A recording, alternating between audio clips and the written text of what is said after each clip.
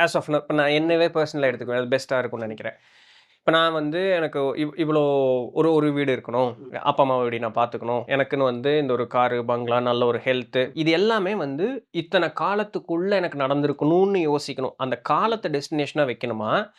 இல்ல நான் எப்படியெல்லாம் இருக்கணும் அப்படிங்கிறதனுடைய ஒரு முழுமையான ஒரு கட்டமைப்பு இருக்கும் இல்லைங்களா? அத நான் டெஸ்டினேஷனா வைக்கணும். ஏன்னா 2க்கு வித்தியாசம் உண்டு. இந்த கனவு எவ்வளவு காலத்துக்குள்ள நடக்குதுங்கிற ஒரு கேள்வியும் இருக்கும். காலமெல்லாம் எனக்கு இப்ப தேவையில்லப்பா.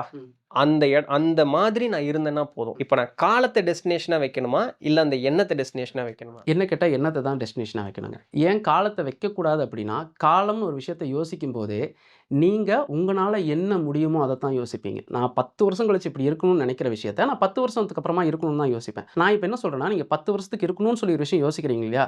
அது 1 வருஷத்துல நடந்துரும்னு நான் சொல்றேன். இத என்ன காரணத்துக்காக நான் சொல்றேன் அப்டின்னா, நம்ம மனசு இருக்கு இல்லைங்களா?